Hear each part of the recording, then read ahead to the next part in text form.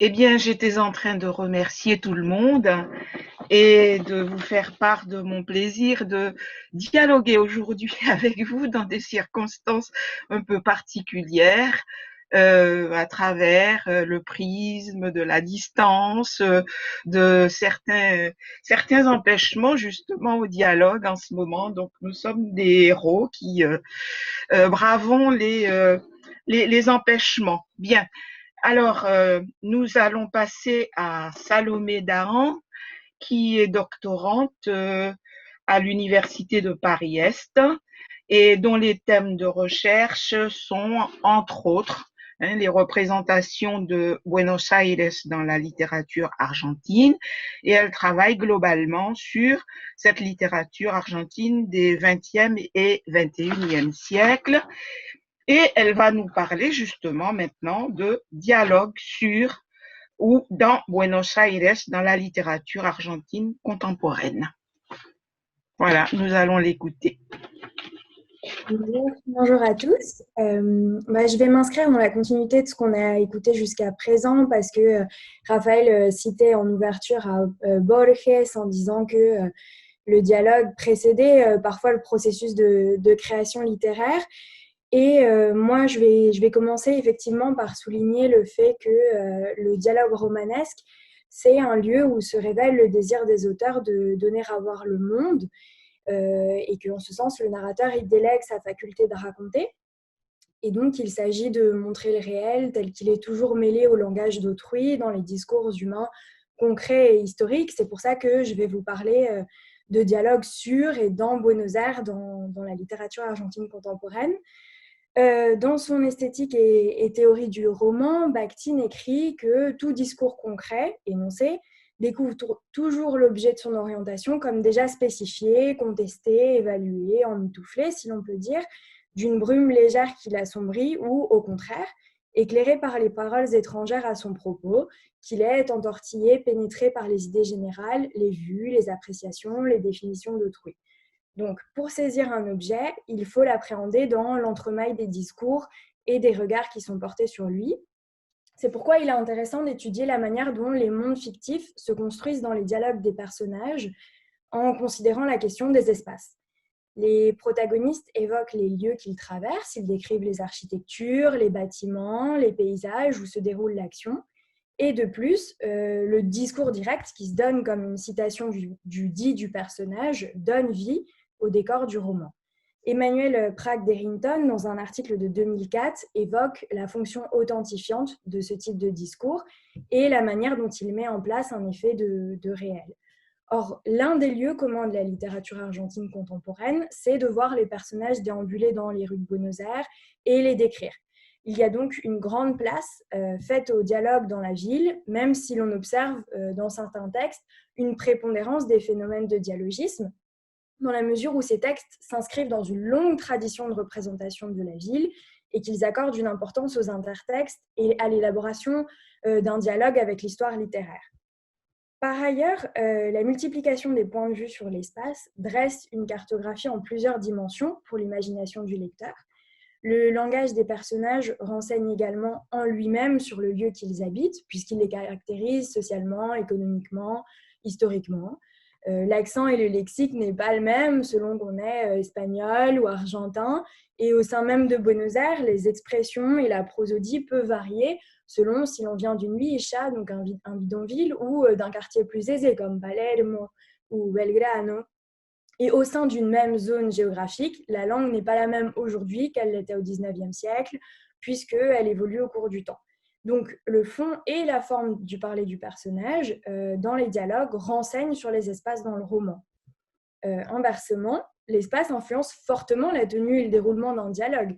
Sylvie Durer, pour citer le dialogue dans le roman, elle écrit que le lieu, de même que le moment, sont en étroite relation avec les thèmes qui peuvent être abordés, les conduites discursives à tenir, les buts conversationnels à poursuivre.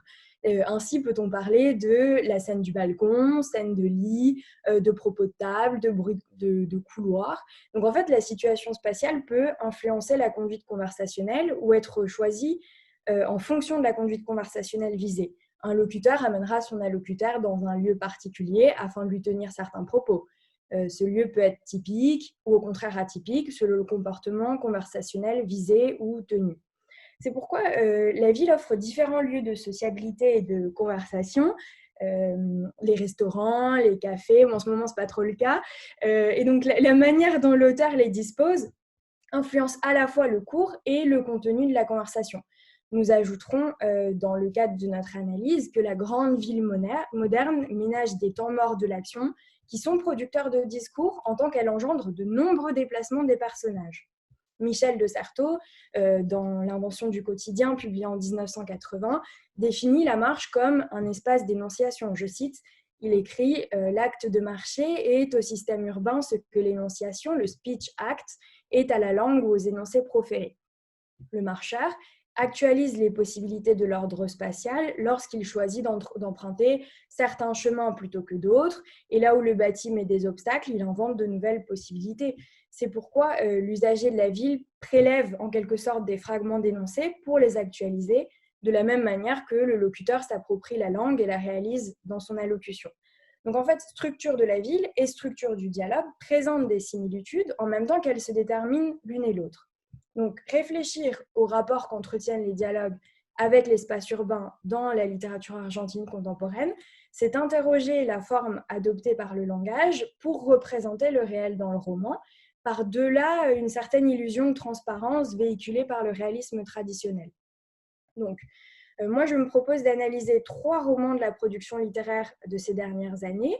La Prueba, qui a été publiée par César Aira en 1992, Boca del Lobo, publié par Sergio Cherfek en 2000, et Impureza, publié par Marcelo Cohen en 2007. Aira, Cohen et Cherfek, pour les présenter, sont reconnus comme les grandes figures de leur génération, et suivant cela une tradition qui vertèbre la littérature argentine, il s'illustre autant comme essayiste que comme critique littéraire et comme écrivain. L'œuvre de César Aira, par exemple, est marquée par la volonté d'un retour au récit qui n'abandonne pas l'expérimentation formelle, et il fait preuve, c'est pour ça que ça nous intéresse ici, d'une capacité à imbriquer dans la narration une réflexion très sophistiquée sur la littérature et sur l'art en général. Il compte à ce jour une centaine de romans publiés. Dans la mesure où elle joue avec les stéréotypes, à partir du noyau dur de la réalité argentine, c'est une littérature qui transforme les perspectives sur le réel et fait de la ville un véritable objet littéraire. Dans l'univers romanesque de Cherfek, au contraire, on trouve des villes aux contours flous. De nombreux critiques insistent sur l'hermétisme de ces textes, en même temps qu'ils y voient l'une des œuvres les plus radicales, complexes et érudites de la littérature argentine contemporaine. Et enfin, avec Cohen, le néophyte se risque à une expérience esthétique un peu étrange parce qu'il est déterritorialisé de son quotidien par une toponymie déroutante. Et dans le cadre de l'œuvre étudiée ici, par une grande place laissée aux genres musicaux, ce qui va être intéressant par rapport au concept de polyphonie qui a été abordé tout à l'heure. Nous étudierons donc Buenos Aires dans une réflexion sur l'imbrication entre la dimension dialogale et la dimension dialogique dans les 3 romans, c'est-à-dire en nous intéressant à la diversité des discours et à la manière dont ils interagissent les uns avec les autres dans la représentation de la ville. Notre analyse se déroulera selon un échelonnement énonciatif, c'est-à-dire qu'elle considérera à la fois le dialogue dans les paroles de personnages, dans les voix du narrateur et de l'auteur, et enfin dans les intertextes inclus dans le récit. Donc nous nous intéresserons d'abord à la construction de l'espace urbain dans le dialogue avec la poéba, puis aux difficultés rencontrées justement par une représentation dialogale du paysage comme celle proposée par Boca del Lobo. Et en 3e partie, cela nous amènera à mettre l'accent sur la dimension dialogique de Impureza à partir d'une lecture du tango et de la cumbia comme métalangage. Donc, la prueba s'ouvre sur des paroles de personnages, justement. Dans la partie bourgeoise du quartier de Flores, 2 jeunes femmes punk invitent Marcia, une adolescente issue d'un milieu modeste, à un rapport sexuel en disant « Quieres ser ?», 3 petits points, pour « Quieres coger ?» Et d'entrée, le discours direct parodie les codes du roman qui voudrait qu'on abrège les mots vulgaires, puisqu'il est écrit « c'est », 3 petits points. S'ensuit donc un dialogue absurde d'une 60aine de pages au cours duquel Marcia refuse à plusieurs reprises d'accéder à cette proposition. Et à cette occasion, les personnages débattent en fait de leur vision du monde à travers les rues de Flores, qui apparaissent comme un simulacre, puisque le narrateur, qui adopte avec intermittence le point de vue de Marcia, s'attarde sur l'éclairage artificiel des rues par les néons des magasins et les différents univers des personnages. Les jeunes femmes s'attablent dans la fameuse chaîne de hamburgers des années 1990 à Buenos Aires, qui est Pumpernickel, qui crée justement un cadre pour leur conversation. Les noms des deux punks, Mao et Lénine, rappellent les deux alternatives de la gauche révolutionnaire dans les années 60 et 70, c'est-à-dire les partis communistes et la guérilla. Et le fast-food symbolise quant à lui la société de consommation néolibérale qui s'implémente dans les années 90 en Argentine avec la présidence de Carlos Menem.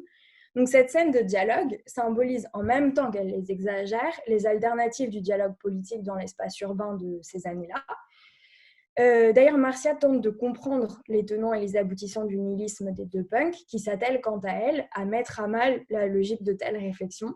On est en présence ici de ce que Sylvie Durer appelle un épisode didactique, c'est-à-dire que les deux pôles de l'interlocution, Mao et Lénine d'une part, Marcia de l'autre, ne sont pas dans une position discursive égale. Marcia souhaite acquérir un savoir que les deux punks possèdent, et pour cela, incarnant par ailleurs le cliché de l'adolescente naïve, elle se spécialise dans les questions. Cependant, le dialogue ne permet pas d'établir une égalité de connaissances comme dans un épisode didactique classique, puisque les deux punks se prêtent difficilement à la coopération et s'amusent de ce rôle de personnage naïf incarné par Marcia, qui aurait dû faciliter l'apport d'informations au cours du dialogue. Par exemple, je vais citer des morceaux des fragments de dialogue. Elles lui disent « Que boluda que sos, Marcia ?» Ce à quoi Marcia répond « Si, soy boluda », et les autres de dire « Sos mucho más boluda de lo que vos misma crees, nosotras no somos punk ».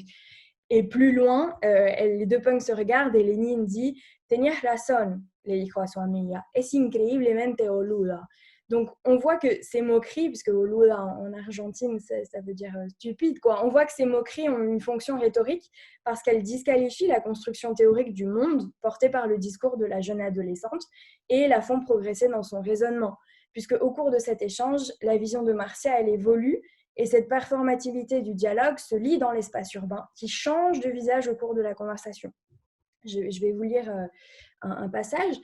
Cuando volvió en sí, on parle de Marcia, de esta momentánea reflexión, fue como si el primer pumper hubiera cambiado de naturaleza. No era la primera vez que tenía ese sentimiento desde que las dos chicas se habían dirigido a ella en la esquina de enfrente, menos de un cuarto de hora antes. El mundo se había transformado una y otra vez. Parecía un rasgo permanente del efecto que le producían. Donc, la progression des jeunes femmes dans le dialogue entraîne des transformations dans l'atmosphère de la ville. Bakhtin, je cite Esthétique et théorie du roman, écrit le discours naît dans le dialogue, comme sa vivante réplique, et se forme dans une action dialogique mutuelle avec le mot d'autrui à l'intérieur de l'objet. Donc le discours, en quelque sorte, il conceptualise son objet grâce au dialogue.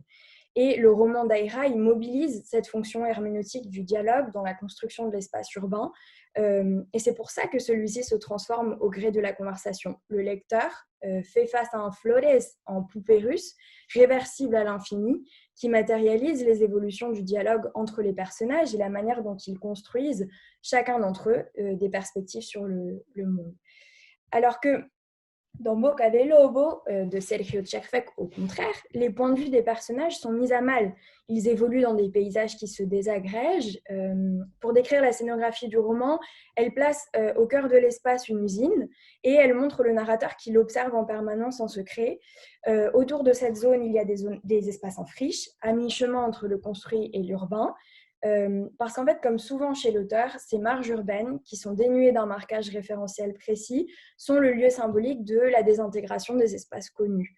Le dialogue, et pour le décrire, il est mis à mal par l'inégalité de position sociale entre les deux interlocuteurs, puisque dans le roman, on a d'une part le narrateur qui est d'origine bourgeoise et qui se remémore son histoire avec Delia, qui, elle, est une jeune ouvrière qu'il a violée et abandonnée. Donc, tous deux, ils déambulent à travers la bouche de loup, formée par les paysages nocturnes. Donc, le titre du roman, Boca del Lobo, a un sens figuré. Il désigne un lieu obscur où il est dangereux de s'aventurer, eu égard à la menace représentée par le narrateur sur Delia.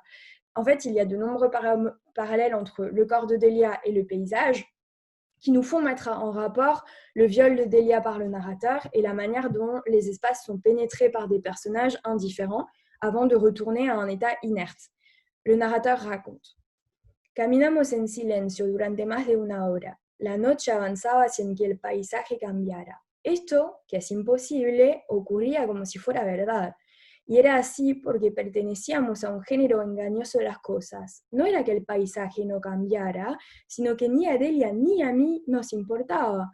Mi paisaje estaba a mi lado, era ella, un rostro abierto a la contemplación ajena, entregado sin inquietud, un poco confiado y otro poco indiferente a quienes fijaran la atención sobre él. Ici, le dialogue est compromis. L'homme et la jeune femme se promènent en silence et ils sont insensibles au paysage qui les entoure. Les personnages échouent à décrire les espaces romanesques. Delia est aliénée par le travail répétitif qu'elle fournit à l'usine, ce qui la rend insensible aux espaces qu'elle traverse et dont elle n'exprime rien. L'homme, quant à lui, est concentré sur le corps de la jeune femme. Or, à travers cette figure de narrateur bourgeois, c'est le concept de flâneur, que l'on trouve dans les écrits de Baudelaire et Benjamin, qui est mis à mal. Traditionnellement, je rappelle, le flâneur se promène dans la ville moderne en bénéficiant de l'anonymat qu'elle lui procure pour donner libre cours à ses considérations artistiques.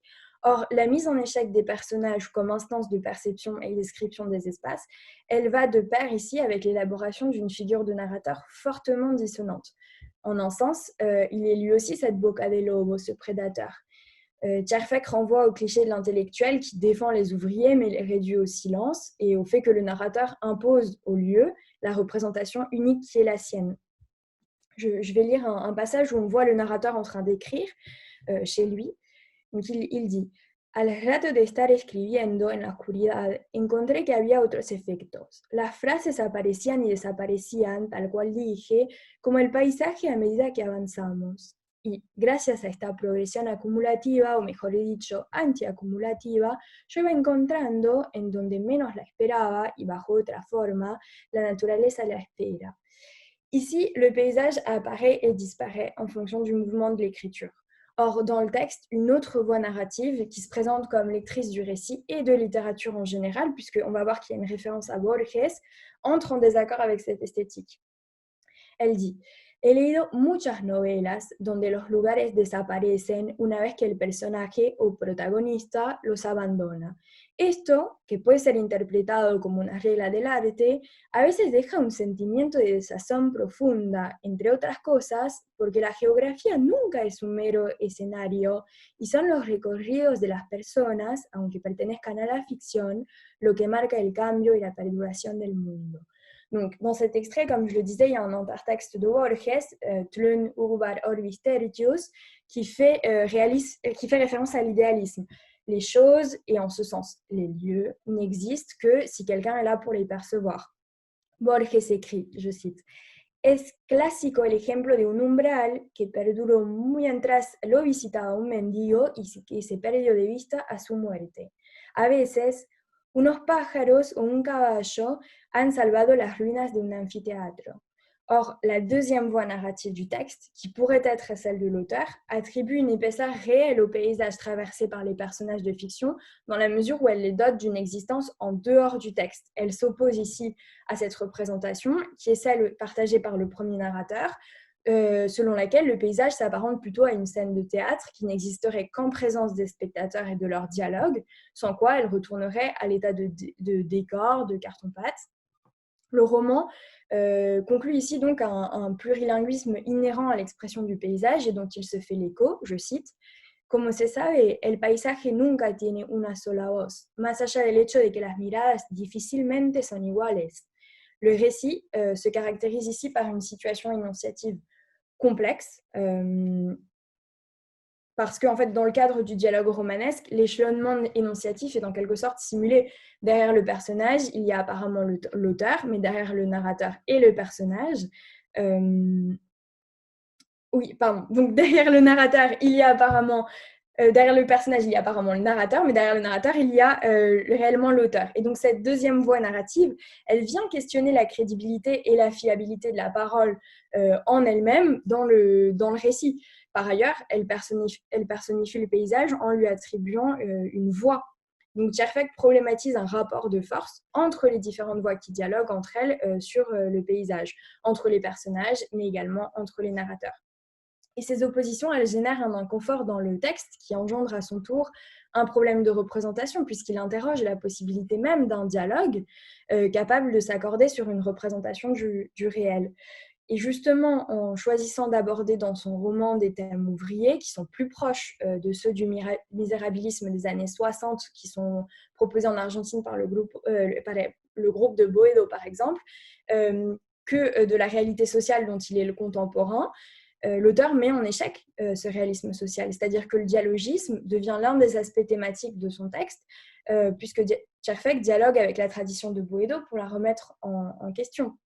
Bakhtin écrit si l'objet spécifique du genre romanesque, c'est le locuteur et ce qu'il dit, le problème central de la stylistique du roman peut être formulé comme un problème de la représentation du langage et un problème de l'image du langage.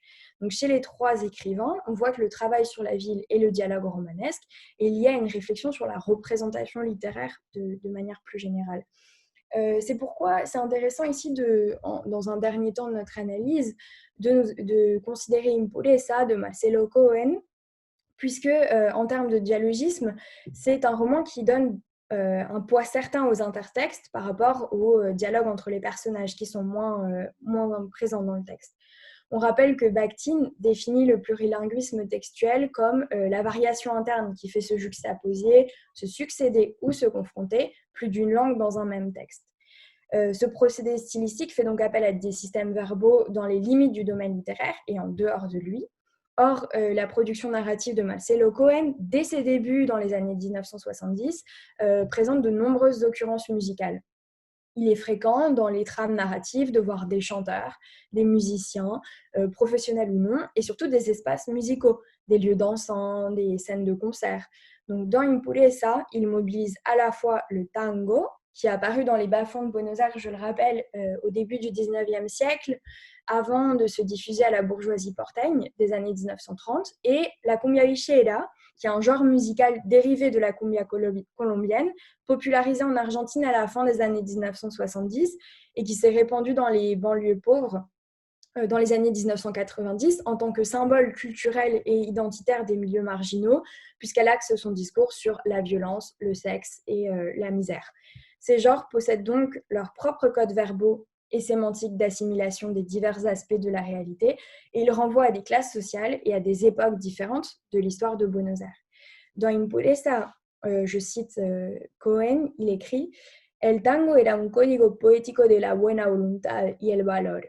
La musique apparaît dans la littérature de l'auteur comme un métalangage qui participe à l'élaboration d'une image de la réalité en plusieurs dimensions.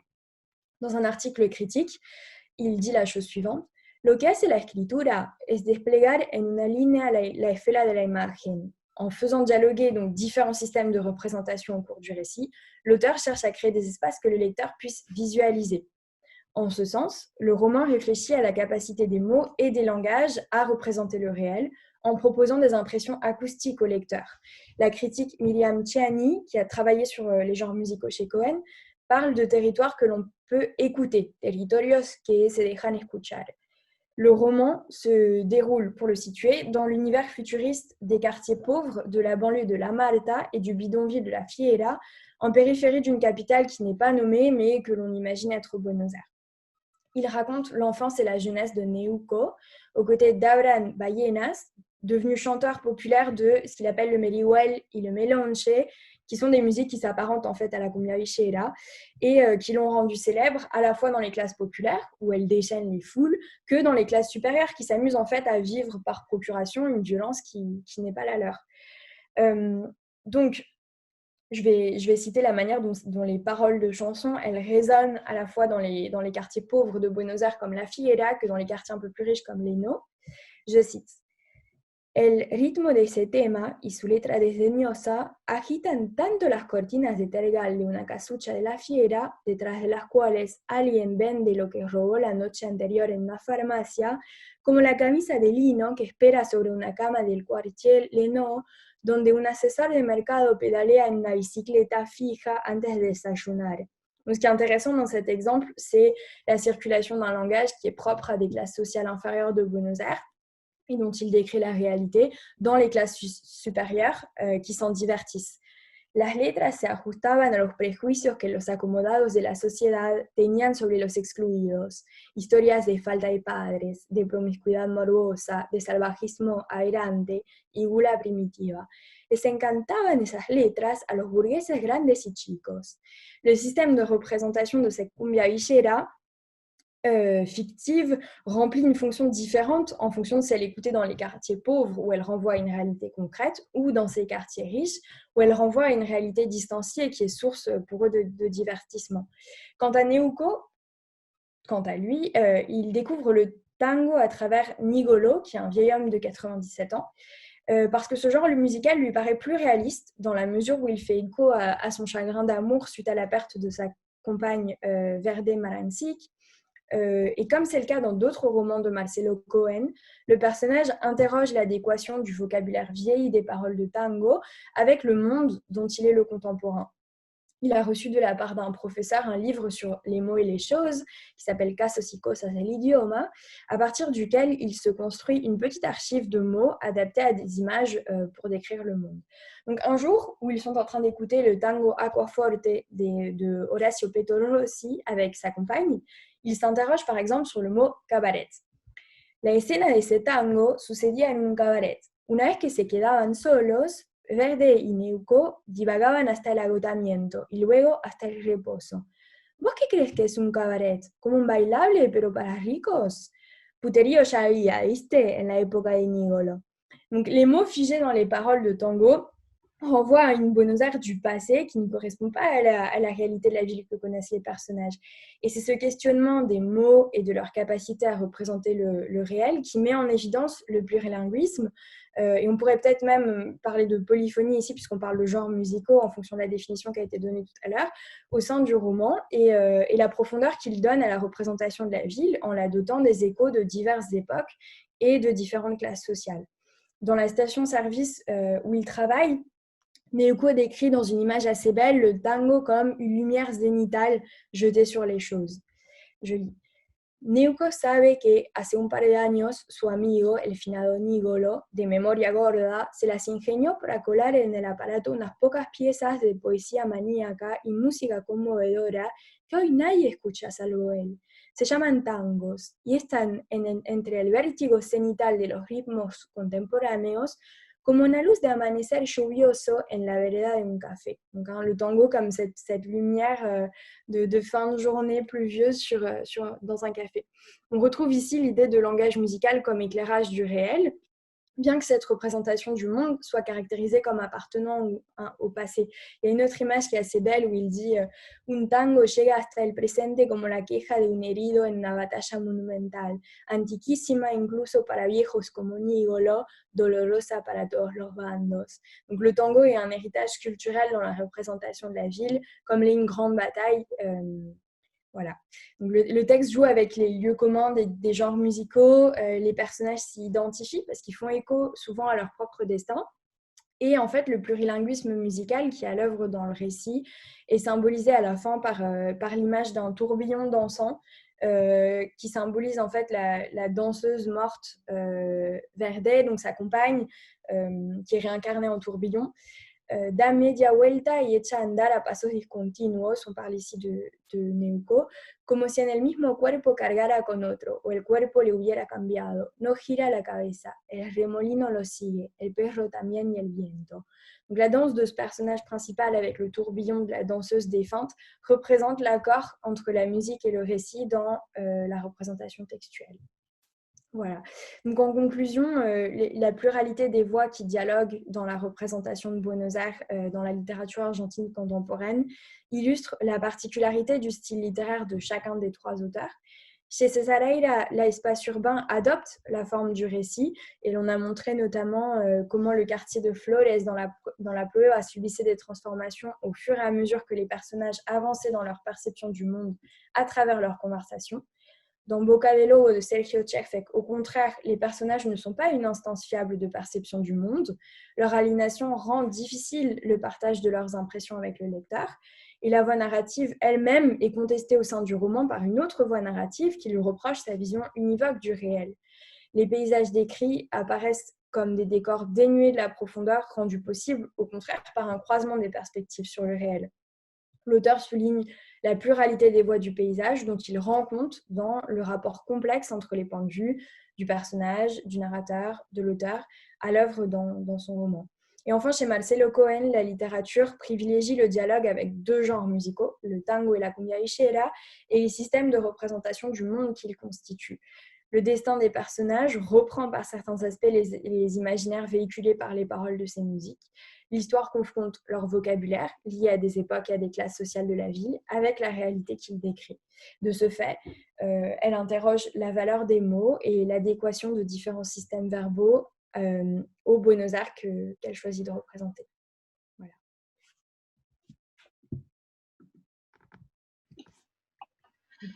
Bien, merci beaucoup Salomé pour cette mise en parallèle très fine de ces romans.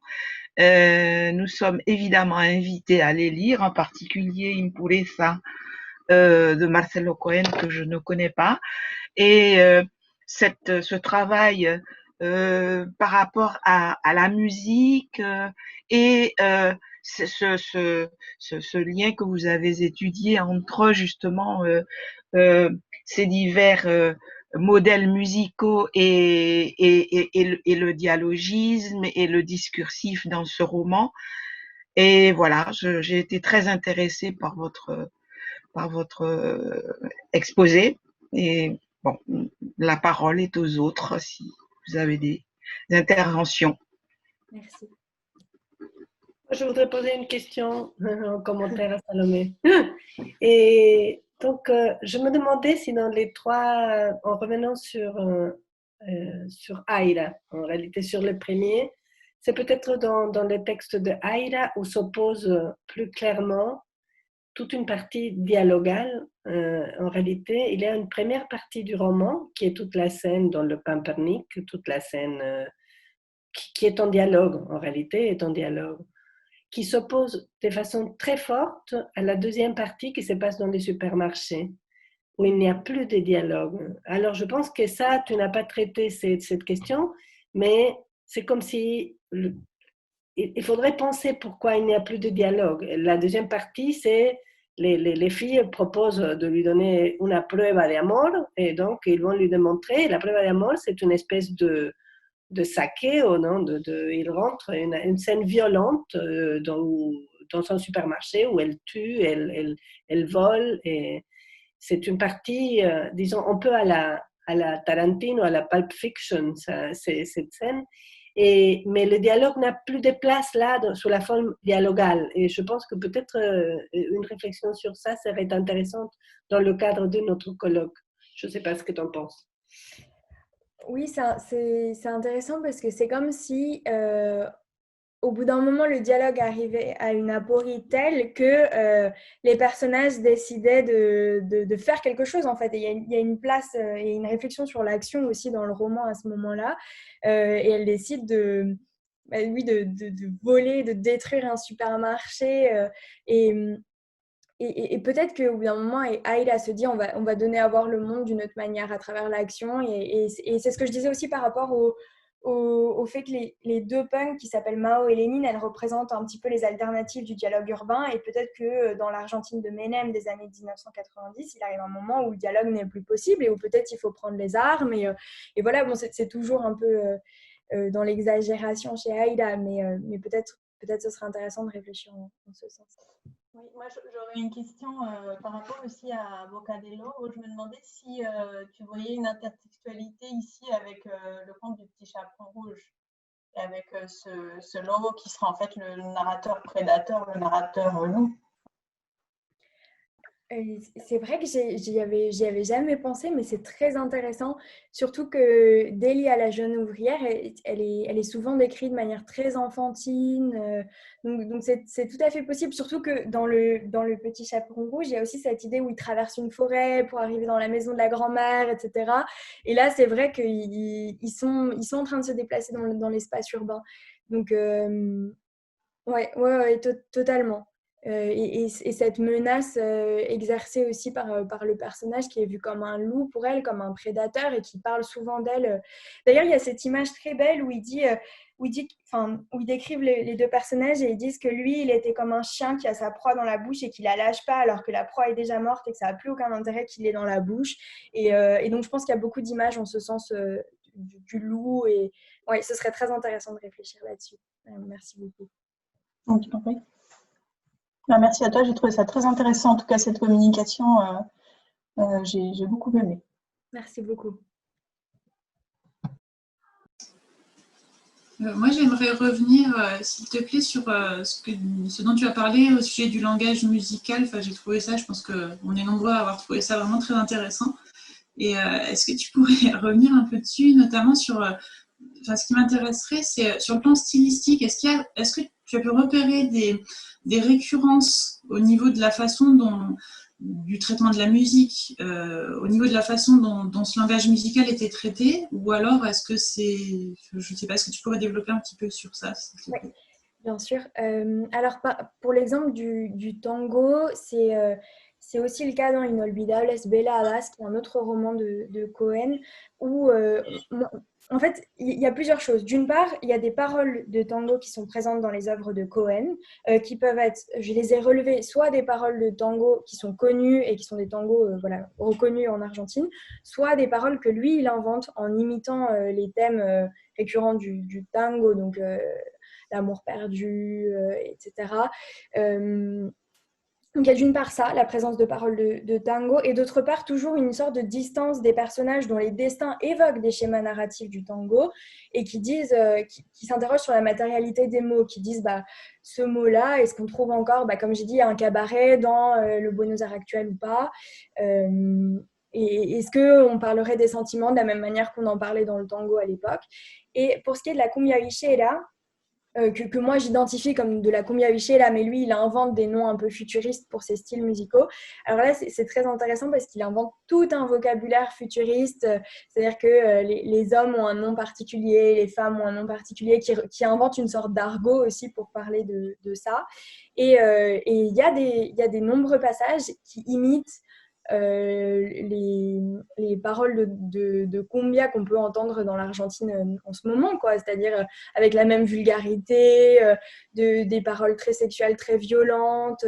Et ensuite, il rigole là-dessus en disant que les jeunes femmes qui font leur repassage dans les quartiers aisés, elles écoutent ça le matin avant d'aller au travail, quoi. Et c'est ça qui est marrant, c'est ce passage fictif de la cumbia actuelle à l'univers futuriste que lui, il élabore dans ce roman. Je ne sais pas si j'ai répondu. Si, merci, oui, ça ouvre d'autres perspectives encore, c'est intéressant, merci. Moi, j'ai une toute petite question sur je ne sais pas si ce roman a été traduit, mais est-ce que tu es allé voir la traduction et comment est-ce qu'ils s'en sont débrouillés des morceaux de musique, des chansons, des paroles, etc. Je ne sais pas si Impureza a été traduit, mais je sais que Inolvidables Veladas, non. Inolvidables Veladas, non plus. Non plus. Il me semblait que Inolvidables Veladas, si. Mais c'est possible. Oui. Non.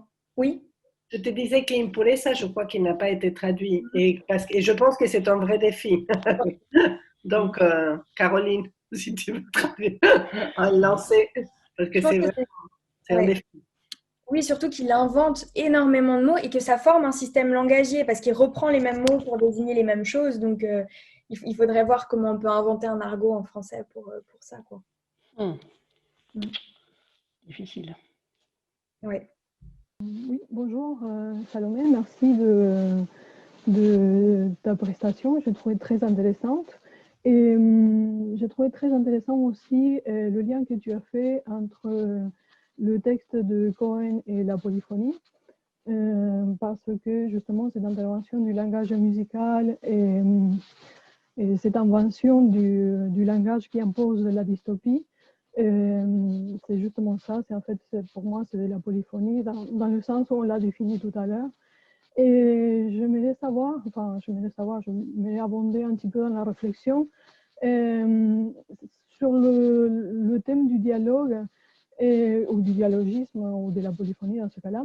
Est-ce que je me posais la question si c'est l'espace qui construit le dialogue, le dialogisme, ou si c'est le dialogue et le dialogisme qui construisent l'espace dans ce cas-là en particulier.